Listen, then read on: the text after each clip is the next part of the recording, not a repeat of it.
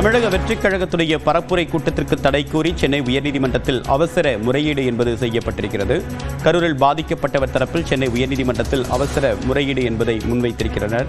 ஏற்கனவே இந்த சம்பவம் தொடர்பாக சென்னை உயர்நீதிமன்றம் தாமாக முன்வந்து விசாரிக்க வேண்டும் என்று தமிழக வெற்றிக் கழகம் தரப்பில் வலியுறுத்தப்பட்ட நிலையில் தமிழக வெற்றிக் கழகத்துடைய பரப்புரைக்கு தடை விதிக்க வேண்டும் என்று பாதிக்கப்பட்டவர் தரப்பில் கரூரை சேர்ந்த பாதிக்கப்பட்டவர் தரப்பில் சென்னை உயர்நீதிமன்றத்தில் அவசர முறையீடாக நீதிபதி முன்பாக முறையிடப்பட்டிருக்கிறது.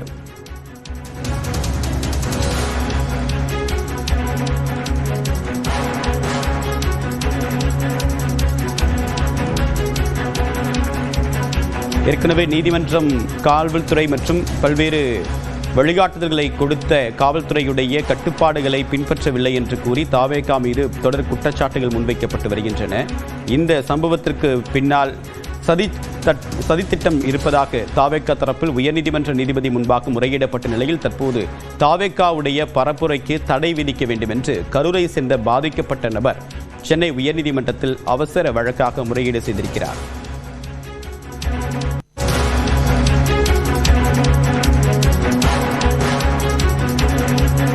கூட்ட நெரிசல் உயிரிழப்புகள் குறித்து விசாரிக்க கரூர் புறப்பட்டிருக்கிறார் அருணா ஜெகதீசன். விவரங்களுடன் நீராமுடைய சிறப்பு செய்தி தமிழரசி விவரம் என்ன? தேவப்பிரியன், கரூரில் நேற்று தாவேகா தலைவர் விஜய் பரப்புரை கூட்டத்தில் கூட்ட நெரிசலில் சிக்கி 40 பேர் உயிரிழந்திருக்கின்றனர். இந்த சம்பவம் நாடு முழுவதும் பெரும் அதிர்வலைகளையும் அதிர்ச்சியும் ஏற்படுத்தியிருக்கிறது. இந்த நிலையில் இது தொடர்பாக விசாரணை மேற்கொள்ள ஓய்வு பெற்ற நீதிபதி அருணா ஜெகதீசன் தலைமையில் விசாரணை நடத்தப்படும் என முதலமைச்சர் அறிவித்திருந்தார். இந்த நிலையில் தற்போது சென்னையிலிருந்து விமானம் மூலம் திருச்சி சென்று அங்கிருந்து சாலை மார்க்கமாக ஓய்வு பெற்ற நீதிபதி அருணா ஜெகதீசன் கரூர் செல்ல இருக்கிறார். தற்போது சென்னை விமான நிலையத்திலிருந்து அவர் புறப்பட்டிருக்கிறார். அப்போது அவரிடம் இது தொடர்பாக கேட்டபோது விசாரணை நடத்தி முடித்த பிறகு தங்களிடம் செய்தியாளர்களிடம் விரிவாக பேசுவதாக அவர் கூறிவிட்டு சென்றிருக்கிறார். அதாவது இந்த சம்பவம் தொடர்பாக தமிழக அரசிடம் மத்திய உள்துறை அமைச்சகம் விரிவான அறிக்கையும் கேட்டிருக்கிறது. இந்த நிலையில் தற்போது ஓய்வு பெற்ற நீதிபதி அருணா ஜெகதீசன் தற்போது கரூர் செல்கிறார்.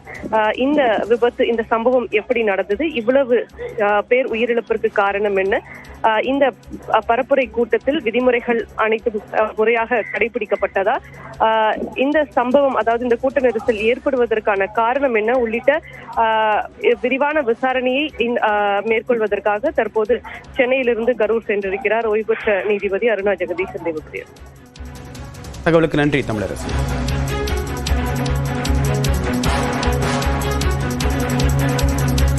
அதே நேரத்தில் திமுக எம்பி கனிமொழியும் கரூர் செல்வதாக அண்மை தகவல் கிடைத்திருக்கிறது. தொடர்பாக நம்முடன் அரசியல் விமர்சகர் திரு ராம்கிரனுடன் இணைகிறார். சார் வணக்கம். தற்போது இந்த அருணா ஜெகதீசனுடைய விசாரணை ஆணையம் அப்படின்றது எவ்வளவு நாட்களில் முதற்கட்ட அறிக்கையை கொடுக்க வாய்ப்பு இருக்கு? இந்த மாதிரியான விசாரணை அமைப்புகள் முக்கியமாக எதை கவனத்தில் கொள்ளும்? முதல்ல அருணா ஜெகதீசன் தலைமையிலான விசாரணை குழு உடனடியாக சம்பவம் நடந்த 6 மணி நேரத்திலே, இன்ஃபேக்ட் 4 மணி நேரத்திலே அது முடிவெடுக்கப்பட்டதான் நினைக்கிறேன். எனக்கு தெரிஞ்சு 10-10:30 மணிக்குள்ள அந்த அறிவிப்பு வந்தது. அதுவே இது வரைக்கும் எந்த சம்பவங்கள் இது போன்ற ஒரு துரித நடவடிக்கை எடுக்கப்பட்டதில்லை. ஸோ அது முதல்ல அறிவிப்பு வந்தது முதல்ல ஒரு விஷயம். இரண்டாவது, அவங்க உடனடியாக இன்னைக்கு களத்துக்கு சென்று விசாரணை மேற்கொள்வார்கள் என்கிற அறிவிப்பு வந்தது. அது துணை முதல்வரும் உறுதிப்படுத்தினார். அது ரெண்டாவது விஷயம். ரெண்டாவது, இது போன்ற விசாரணை கமிஷன் எப்போதுமே கொஞ்சம் நேரம் எடுத்துக்கொள்ளும் எப்போதுமே. மோரோவர் அருணா ஜெகதீஷனுக்கு மிகப்பெரிய முக்கியமான ஒரு துயர சம்பவத்தை விசாரித்திருக்கிறார். தூத்துக்குடி சம்பவம், தூத்துக்குடி துப்பாக்கிச்சூட. அவர் எடுத்துக்கொண்ட காலகட்டம் அதிக காலகட்டம் தான். ஏன்னா அது ஒரு ஆட்சி மாறி இன்னொரு ஆட்சி வரக்கூடிய நேரம். அதனால சில தாமதங்கள் ஏற்பட்டிருக்கலாம். ஆனா அது ரொம்ப சென்சிட்டிவ் கேஸ். ஆக்சுவலா அது நிறைய சந்தேகத்துக்குரிய விஷயங்கள் நிறைய எழுப்பப்பட்டன. அது குற்ற பின்னணியில் இருந்தவர்கள் யார் என்கிற ஒரு கேள்விகள்லாம் இருக்கும்போது அதை ஒரு கம்ப்ளீட்டா நிறைய விஷயங்கள் இருக்கு. அதுல ஆளும் தரப்புகள், அவங்க காவல்துறை மேற்கொண்ட விஷயங்கள், ஆட்சியர் அலுவலகம் தாக்கப்பட்டது போன்ற பல சிக்கலான விஷயங்கள், இருதரப்பும் மாறி மாறி குற்றம் சாட்டப்பட்ட விஷயங்கள்லாம் இருந்தது. அதனால அதை எடுத்துக்கொள்ள ரொம்ப நேரங்காலமானது. ஆனால் அவர்கள் ஒரு அறிக்கையை கொடுத்தாங்க. அதுக்கப்புறம் அதை பத்தின ஒரு ஆக்ஷன், அதுக்கப்புறம் என்னென்ன அது அந்த அறிக்கையை முன்வைத்து ஒரு பெரிய அளவுக்கு ஒரு நடவடிக்கைகள் எதுவும் எடுக்கப்படவில்லை.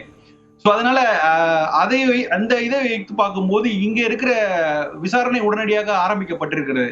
ஆனா இந்த அறிக்கையும் ஓரளவு விரைவாகவே வரும் தான் நான் எதிர்பார்க்கிறேன். ஆனா எந்த மாதிரியான நடவடிக்கைகள் மேற்கொள்ளப்படும் என்கிறதுல எனக்கு ஒரு பெரிய சந்தேகங்கள் தான் இருக்கு. ஏன்னா நேரடியாக தாவேகோடைய தலைமை அதில் இருந்தவர்கள் சம்மதப்படுத்த முடியுமா அவர்களை ஒரு கேள்விக்குறி. ரெண்டாவது, களத்தில் அந்த இன்சார்ஜ், இந்த ரெஸ்பான்சிபிலிட்டி, இந்த ஆர்கனைசர்ஸ் யாரு அப்படிங்கிற ஒரு கேள்வி இருக்கு. முதல்ல அவங்க தான் பிரைமரி ரெஸ்பான்சிபிலிட்டி.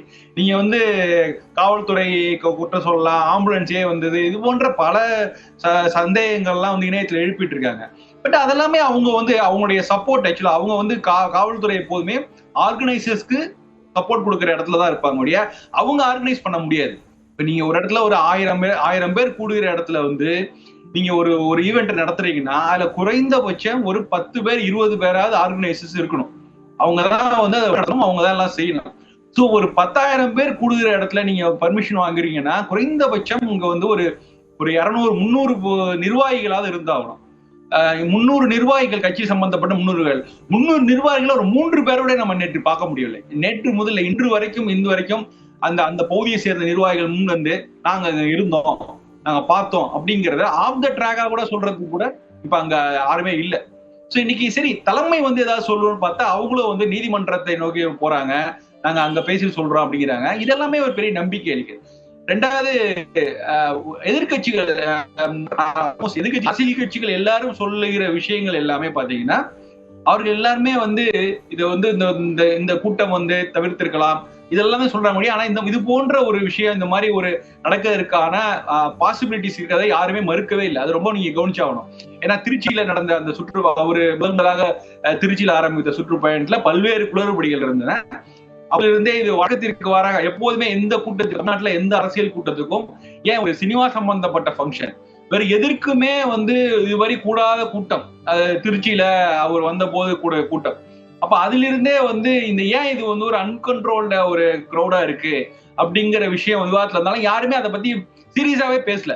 எப்படி பேசுறவங்களா என்னன்னா, விஜய்க்கு இவ்வளவு கிரௌடு வருதுப்பா, அந்த கிரௌட் எல்லாமே எந்த அளவுக்கு வாக்குகளா மாறும் அப்படிங்கிற விஷயத்துல போனாங்க வழிய, ஏன் இந்த அளவு கூட்டம் வந்தது காரணம் என்ன, எந்தெந்த மாவட்டங்கள்ல வர்றதுக்கு வாய்ப்பு இருக்குது, ஏன் இந்த அளவுக்கு வரணும். இப்ப எப்படியும் திருச்சி மட்டும் இல்ல, அவர் எப்படியும் மற்ற மாவட்டங்கள்லயும் சுற்றுப்பயணம் செய்ய போவதாக ஏற்கனவே ஷெட்யூல் கொடுத்துட்டாங்க. அப்படி இருக்கும்போது ஏன் அவர் இங்க ஓடி பாக்குறாங்க. சோ இது போன்ற விஷயங்களை நம்ம அனலைஸ் பண்ண தவறி விட்டோம். மோரோவர் மற்ற கட்சிகள் எல்லாமே இதை விட அதிகமான கூட்டத்தை நாங்க கூட்டுறோம், இதை விட ஒரு இதாகும் அப்படிங்கிற மாதிரி இந்த ட்ரோன் விஷுவல்ஸ்ங்கிறது இன்னைக்கு தவிர்க்க முடியாத விஷயமா போயிடுச்சு. சாரி, இப்போது அடுத்தடுத்த மீட்டிங்ல எல்லாரும் மக்களும் சரி ஊடகமும் சரி கவனித்த விஷயம், இந்த கூட்டத்திற்கு எவ்வளவு இந்த அரசியல் கூட்டத்திற்கு எத்தனை மக்கள் வருகிறார்கள், அந்த வரக்கூடியவர்கள் எத்தனை பேர் தொண்டர்கள், அதுல எத்தனை பேர். தொடர்ந்து பேசலாம். தேமுதிக பொதுச் செயலாளர் பிரேமலதா விஜயகாந்த் தற்போது செய்தியாளர்கள் சந்திக்கிறார்.